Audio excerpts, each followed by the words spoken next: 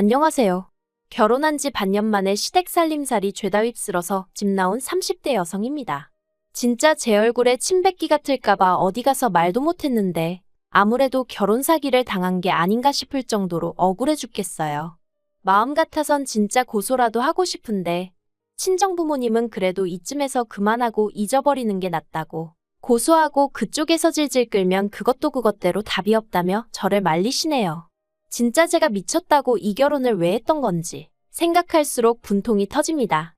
저는 사실 결혼 생각이 없었어요. 대학교를 졸업하자마자 목표하던 회사에 입사를 했는데 회사 생활이 제 적성에 잘 맞았거든요. 그래서 만사 제쳐놓고 회사 생활을 제 생활 1순위다 생각하며 몇 년을 보냈습니다. 다행히 능력도 있었고 나름대로 성과도 인정받아 같이 입사한 동기들에 비해 승진도 빨리 했어요. 커리어우먼의 삶, 바로 제가 꿈꾸던 그런 생활이었죠. 그런데 2년 전 가장 친한 친구가 시집을 가면서 제 나름대로 충격 아닌 충격을 받았습니다. 제 친구도 저 못지않은 일 중독자였고 그래서 솔직히 저처럼 결혼 생각은 없는 줄 알았거든요. 그런데 어느 날 갑자기 연애를 한다고 하더니 1년도 안 돼서 시집까지 간다고 하니까 뭔가 묘한 배신감도 들고 걱정이 되기도 하고 그렇더라고요. 웃기죠? 아무튼 그러고 나서 솔직히 이렇게 살면 안 되겠다 그런 생각이 들대요. 그래서 가까운 몇몇 사람들에게 혹시 주변에 괜찮은 사람, 나랑 어울릴 것 같은 사람이 있으면 소개 좀 시켜달라고 했어요. 당장 결혼하고 싶다, 시집가고 싶다 그런 건 아니었지만 그래도 연애라도 해볼까 하는 생각이에요. 그리고 다행히 얼마 지나지 않아 소개팅이 정말 줄줄이 잡히기 시작하더라고요. 그땐 솔직히 좀 내가 미쳤지 왜 그런 소리를 하고 다녔을까 싶을 정도였어요. 평일에 빡세게 일하고 주말에 쉬어야 되는데 이게 뭔 일인가 싶었거든요. 그래도 제가 먼저 해달라고 했던 소개팅이라 싫다 소리도 못하고 그렇게 주말이면 도살장 끌려가는 소마냥 소개팅 자리에 나가기 시작했습니다. 그리고 소개팅을 주선해준 지인들에겐 미안한 말이지만 어쩜 그렇게 눈에 들어오는 사람이 하나 없던지 제가 주제에 맞지 않게 눈이 높았던 걸 수도 있고요. 아무튼 시간이 갈수록 정말 후회막심이었어요. 내가 귀한 주말에 왜 이러고 있나 싶은 게. 그래서 더는 안 되겠다 못하겠다 싶어서 8번째 소개팅을 하던 날 오늘도 허탕치면 연애고 나발이고 포기라고 마음을 먹었었거든요. 그런데 바로 그날 남편을 만나게 되었네요. 약속 장소에 나가니 한눈에 봐도 긴장한 듯한 남편이 먼저 도착해 저를 기다리고 있었습니다. 그리고 저는 이미 앞서 여러 번의 소개팅을 했던 탓에 어떤 대화가 오가게 될지 예상하며 제 나름대로 남편을 이리저리 재보느라 정신이 없었고요. 그런데 남편이 대화를 끌어나가는 방식은 앞선 사람들하고는 전혀 달랐어요. 예측할 수 없었고 재미도 있었죠. 그리고 다행히 남편도 제가 마음에 들었는지 헤어지면서 바로 다음엔 언제 보겠냐며 자연스럽게 약속을 잡는데 그냥 그런 능글맞은 성격도 마음에 들었네요. 이후로 저희는 한 달 가까운 시간 동안 서로를 알아가는데 집중했어요. 남편은 저보다 2살이 많았고 이미 34이라는 적지 않은 나이였기에 결혼을 전제로 한 연애 상대를 찾고 있다고 했죠. 그리고 지금 돌이켜 생각해보면 제 눈에 콩깍지가 단단히 씌어있긴 했는지 저는 사실 결혼 상대를 찾고 있던 건 아닌데 저도 모르게 저도 그렇다고 했답니다. 그래서 저희는 연애를 시작했고 말이 씨가 된다더니 정말 1년 만에 결혼까지 약속하게 되었다니까요. 그런데 남편에게 프로포즈를 받고 처음 시댁에 인사를 드리러 갔던 날 저는 생각지도 못한 이야기를 듣게 되었습니다. 아버님이 하시는 말씀이 지금 저희가 결혼을 하면 금전적으로는 한 푼도 지원해 주실 수 없다고 하셨거든요. 아버님 말씀으로는 아들이 그러니까 저희 남편이 이렇게 갑자기 결혼하겠다고 나올 줄 몰랐기에 당신이 준비를 해놓을 수가 없었다며 결혼식을 1년 정도 미루던가 아니면 저희 둘이 알아서 신혼집을 마련해라 하셨죠. 그리고 까놓고 저희가 아버님께 돈을 맡겨놓은 것도 아니고 아예 안 해주신다는 것도 아닌데 제가 뭐라고 이러쿵저러쿵 싫다 좋다 소리를 할 수 있었겠어요? 그래서 남편에게 어떻게 하면 좋겠냐, 결혼을 1년 미루는 게 좋겠냐고 물었습니다. 그런데 남편은 그건 절대 싫다고 아주 방방 뛰더라고요. 한시라도 빨리 결혼해서 우리 닮은 아들 딸 하나씩 낳아서 안정적인 가정을 꾸리고 싶다 그런 이유를 대면서요. 그리고 저도 남편과 비슷한 생각이었어요. 조금이라도 젊고 예쁠 때 웨딩드레스도 입고 싶었고 어떻게 들릴지 모르겠지만 학부모들 사이에 제가 제일 나이 많은 엄마가 되고 싶진 않았거든요. 저랑 저희 친정어머니가 그렇듯 저도 제 자녀와 가깝게 지내고 싶었고요. 그래서 결국 남편과 저는 양가의 도움은 받지 않고 서로가 모아둔 돈과 대출을 받아 신혼살림을 꾸리기로 결정을 내렸습니다. 그런데 이 소식을 양가에 전하니 별 말씀 없이 저희의 결정을 존중해 주시겠다 하신 친정부모님과 달리 시부모님께서 노발대발 난리도 아니셨습니다. 젊은 것들이 벌써부터 남의 돈 무서운지 모른다면서 어떻게 대출받을 생각을 하느냐고요. 그리고는 능력이 안 되면 반지하고지하고 그런 데를 알아봐야지 벌써부터 겉멋만 들어서 남들 하는 건 다 하고 살려고 그러냐. 솔직히 시부모님 말씀이 아예 틀린 것은 아니었지만 그래도 서운하고 섭섭하대요. 아무튼 시부모님께선 크게 화를 내시며 대출을 받으면 부모 자식 간의 연은 끊는 거라고 엄포를 놓으셨고 남편은 남편대로 그럼 어떡하라는 거냐며 속상해하고 그러다 나온 이야기가 합가였어요. 결혼 이야기가 막 오가기 시작했을 무렵 남편이랑 이런저런 이야기를 나누다 부모님들은 어떤 분들이냐 뭐 그런 이야기를 나눈 적이 있어요. 그리고 그때 남편이 말하길 자기는 시부모님 특히나 아버님과 사이가 좋은 편이 아니라고 했습니다. 어려서부터 아버님이 워낙 엄하게 남편을 대하셔서 아버님이 늘 무서웠다고요. 그리고 아버님은 걸핏하면 성적을 이유로 남편을 때리고 때때론 집에서 내쫓기까지 하셨답니다. 내가 너까지 것 때문에 얼마나 희생을 하는 줄 아냐? 내가 어떤 고생을 해서 돈을 버는데 그 돈으로 이까짓 거밖에 못하냐? 어린아들을 상대로 온갖 막말을 퍼부으셨던 거죠. 게다가 어머님이 평생 전업주부셨기에 금전적인 부분에 있어서는 아버님께 전적으로 의지하시던 상황이었고 그렇다 보니 어머님도 아버님으로부터 어린 남편을 지켜주지 못하셨다대요. 그리고 그때 생긴 마음의 상처는 어른이 돼서도 쉽게 사라지지 않는다며 자긴 나중에 애 낳으면 말 한마디 한마디 조심해서 할 거라 했는데 그런 남편의 속을 모르시는 건지 시부모님이 합가 얘기를 꺼내셨으니 좀 황당했죠. 그런데 더 황당한 건 남편이 그 합가제 안에 솔깃한 눈치였다는 거예요. 사실 시부모님께서 내거신 조건은 아주 나쁘진 않았어요. 3년 동안 합가를 하는데 생활비는 받지 않겠다. 몸만 들어오면 된다. 이거저거 돈 나갈 일도 없을 거고 그러니 알뜰살뜰 돈만 모아서 나가면 될 거다. 솔직히 듣기만 했을 땐 저희로선 전혀 손해볼 게 없는 듯 했죠. 하지만 그럼에도 불구하고 솔직히 저는 내키지 않았어요. 아버님과 남편 사이를 떠나서 저도 나름대로 신혼에 대한 환상이라고 해야 할지 꿈이라고 해야 할지 아무튼 기대하던 바가 있었으니까요. 하지만 시부모님과 남편이 양쪽에서 계속 저를 설득하려 들었고 결국 제가 졌어요. 신혼의 단꿈도 좋지만 현실적인 상황을 모른 척할 수는 없었거든요. 그리고 친정에서도 시댁에서 나름대로 배려를 해주시는 거니 무조건 싫다고만 할 게 아니라고 하셔서 그래서 그래 눈 딱 감고 3년 동안 돈 모아서 나오자는 생각으로 알겠다 했네요. 그래서 저희는 올해 늦은 봄 결혼식을 올렸고 그렇게 부부의 연을 맺었습니다. 시댁에 들어가 살기로 한 이상 남편이 쓰던 가구 중 몇 개만 새 걸로 바꾸고 나머지는 할 게 없었거든요. 그래서 결혼 준비 자체는 그렇게 어렵지도 까다롭지도 않았어요. 그리고 처음 3-4달 동안은 시부모님도 정신적으로 무척이나 잘해주셔서 이 정도면 살만하겠다는 확신이 들었죠. 그런데 그런 와중에 시부모님께서 생각지 못한 말씀을 꺼내셨습니다. 세 사람 그러니까 제가 들어오기 전에는 불편한 것도 몰랐고 뭐 집이 좀 누추하단 생각도 안 들었는데 막상 제가 들어오니까 저보기가 부끄러울 정도로 가전도 낡았고 이래저래 신경이 쓰이신다는 말씀이셨죠.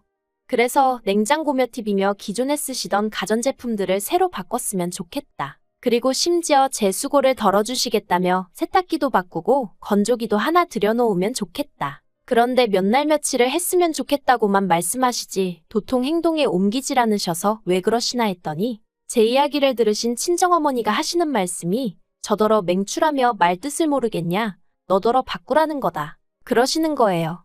순간망치로 머리를 한 대 맞은 듯 얼떨떨하더라니까요.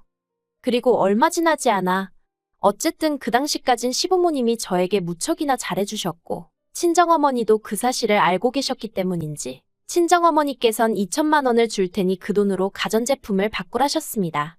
사실관리비나 이런저런 공과금을 제외하고 저희가 지출하는 돈이라곤 가끔씩 장 보러 가면 그때 5에서 10만 원 정도 쓰는 게 전부였다 보니 해드릴까 싶은 마음이 들긴 하더라고요. 그리고 저도 어차피 같이 쓸 거고 그 정도 하면 나름대로 시댁에서 제 체면이 설 것 같기도 했죠. 그래서 친정어머니께 받은 돈으로 시부모님이 원하시는 냉장고, TV, 세탁기, 건조기 등등을 장만했네요. 그런데 위에 나열한 제품들이 집에 배달되고 한 달도 되지 않아 아버님이 저희더러 나가라셨습니다. 저희가 싸가지가 없어서 같이 못 살겠다면서요. 그리고 그 싸가지 없다는 말의 이유가 저희가 둘 다 회사 일로 바빠 결혼식 직후 바로 신혼여행을 떠나지는 못했었거든요. 그러다 이제 좀 상황이 정리가 되어서 뉴욕 여행을 계획했는데 시부모님 특히나 아버님께서 계속 딴지를 거셨습니다. 그런데 가서 뭘 먹으려고 그러냐, 거기 치안이 어떻냐, 볼 때마다 이건 뭐 가지 말라는 건지 싫은 소리를 해대시니 결국 듣다 못한 남편이 아버님더러 저희가 알아서 하겠다고 한마디 했거든요. 그랬더니 아버님께서 말이라도 지부모한테 같이 가자 소리를 안 했다고, 그래서 저희가 싸가지가 없는 거라고요. 분명히 신혼여행이라고 말씀까지 드렸는데 그걸 저희가 시부모님한테 같이 가자고 했어야 하는 거라는 게 말이 안 된다 싶었죠. 그런데 이 일로 저희 아버님께서는 영까지 끊자 소리를 하시면서 저희더러 마음에 안 든다고 나가라셨습니다. 하루빨리 짐 싸들고 당신 눈앞에서 꺼지라고요. 처음에는 그래도 아버님을 이해해 보려고 했어요. 그래서 제가 원래 그렇게 곰살맞은 성격이 아님에도 불구하고 아버님께 화푸시라며 애교도 부려보고 그랬거든요. 그런데 아버님이 저를 무슨 투명인간 보듯이 하시고 요즘 말로 정말 개무시를 하고 지나가시는 일이 반복되니까 저라고 기분이 좋을 리가 없었죠. 그래서 제가 어머님께도 도움을 요청했습니다. 어머님이 아버님과 저희 사이에서 중재를 좀 해주시면 안 되겠냐고요. 그런데 어머님은 정말 말 그대로 나 몰라라 하시면서 너희가 잘못한 거니 너희가 알아서 해라, 나도 중간에서 불편해 미치겠다는 말씀만 하시더라고요. 그리고 저도 사람인데 계속해서 싫은 소리 듣고 거절당하고 그러니까 소위 빈정이 상하더라고요. 정말 마음이 너무 상해서 내가 왜 이래야 하지 싶었어요. 막말로 내가 잘못한 것도 없는데 왜 아버님 비위를 맞춰드리느라 안 받아도 되는 스트레스를 받아야 하나 싶은 게, 그래서 남편한테 그냥 나가자고 했더니 남편이 제 눈치를 살살 보면서 조금만 기다려보래요. 자기가 아버님한테 싹싹 빌어서라도 여기서 지낼 수 있게 해보겠다고요. 그런데 저는 그렇게까지 아버님 어머님하고 같이 살고 싶진 않았거든요. 이렇게 표현하자니 그렇지만 그거 돈 몇 푼 모으자고 매번 별것도 아닌 일로 역성내시고 영끈차 소리 하시는 분들한테 머리 조아려가며 비위 맞춰가며 그렇게 살고 싶지 않았어요. 그래서 남편한테 그럴 필요 없다, 나는 마음 정했다, 아버님 말씀대로 나가 살겠다 했습니다.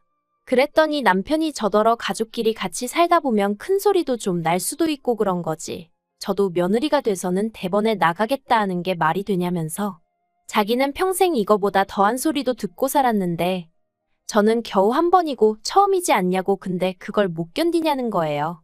많이 황당했어요. 막말로 자기야 아버님 자식이니까 피할래야 피할 수가 없어서 그렇게 당하고 살았는진 몰라도 저는 제가 왜요? 제가 왜 그런 수모를 겪으며 살아야 하냐는 거죠. 그래서 남편더러 평생 당하고 산 당신이나 앞으로도 계속 참으면서 살던지 하라고, 나는 그렇게는 못 산다 했습니다. 그리고 당신이 못 나가겠다면 나라도 나가겠다니까 그게 말이 되냐면서 어떻게 부부가 떨어져 지내냐는데, 어이없는 남편이 반응에 대화를 할수록 첩첩산중이라는 게 이런 거구나 싶더라니까요. 그래서 결국 저는 지난 추석 연휴에 시댁에서 나와 친정으로 향했어요. 이 일로 당연히 시댁은 또 한바탕 난리가 났고요. 어떻게 가시집 온 며느리가 명절에 가출을 하냐는 거였죠.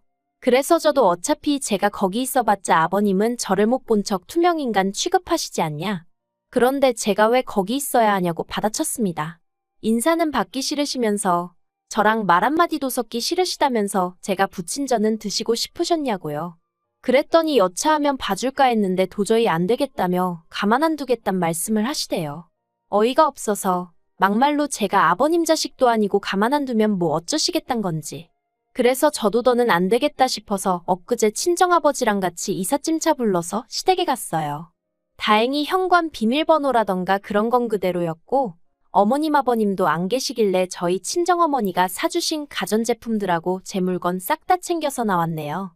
그리고 남편한테 내 건 내가 알아서 챙겨가니까 앞으로 잘 먹고 잘 살라고 문자 하나 보내놨죠. 그랬더니 얼마 안 있다부터 핸드폰에 불이 나도록 남편과 시부모님이 번갈아가며 전화를 해대기 시작했습니다. 그리고 남편한테만 20번 넘게 전화가 걸려오고 나서야 뭐라 짓거리는지 드러나 볼까 하는 마음으로 전화를 받아봤어요. 그랬더니 남편이 이게 다 무슨 상황이냐면서 아무리 그래도 그렇지 그걸 다 가져가면 어떡하냐고 그럼 당장 자기 부모님은 어떻게 생활을 하시라는 거냐며 자기가 상황을 해결하겠다 하지 않았냐 그걸 못 믿고 이렇게 일을 키우냐 하는데 해결은 무슨 아버님이 이제나 저제나 눈길 한번 주시려나 하고 몸살이며 얹혀 사는 게 해결이냐고 쏘아붙였어요. 그리고는 나는 당신처럼 아버님의 밑도 끝도 없는 막말 못 들어드린다고 그런 분인 줄 알았으면 합가는 애시당초 하지도 않았다고 소리를 질렀죠. 그런데 남편 뒤쪽으로 아버님 목소리가 들려왔습니다. 전화 가는 건 상관없지만 물건들은 제자리에 돌려놓으라면서 그래서 그건 어디까지나 어머님 아버님하고 제가 같이 산다는 조건으로 제가 산 거지. 어머님 아버님 쓰시라고 사드린 거 아니니 김칫국 그만 드시라고 체하신다고 받아쳐버렸어요. 막말로 저희 친정부모님이 돈이 썩어나서 그 돈으로 시댁 물건들 바꿔주신 거 아니거든요. 저한테 잘해주신다 하니까 고마운 마음에 해주신 거지. 정말 어이가 없더라니까요. 그리고 오늘 지금 이 순간에도 남편에게선 계속해서 연락이 오고 있어요. 이제라도 정신 차리고 빨리 들어오라며 아버님도 많이 후회하시는 눈치라면서요. 하지만 전 그 말 안 믿어요. 후회하신다는 건 아마 제가 친정아버지와 시댁을 찾았던 그 시간에 집을 비우신 걸 후회하시는 거겠죠. 지금도 저희 시부모님은 보나마나 당신들 물건을 제가 훔쳐갔다고 생각하고 계실 거예요. 전화로도 신고하신다고 하셨거든요. 그런데 제가 제 돈 주고 샀고 영수증도 제 손에 있는데 그게 왜 도난이라는 건지 뭐 경찰한테 전화 한 통 걸려오지도 않네요. 저도 이래저래 벼르고 있어서 경찰한테 전화 한번 오면 좋겠는데 말이에요. 아무튼 결혼한 지 반년 만에 참으로 남사스럽게 이게 무슨 일인가 싶어요. 이혼이야 뭐 그놈의 청약 덕분에 혼인신고를 안 해서 그냥 일이 돌아서니 남남이 되어버려 다행이다 싶기도 하고 진짜 퍼붓고 싶은 말이 산더미인데 경황이 없어서 다 못하고 나온 게 한스러울 뿐입니다. 똥이 무서워서 피하는 게 아니라 더러워서 피한다는 말 정말 딱 제 기분이라니까요.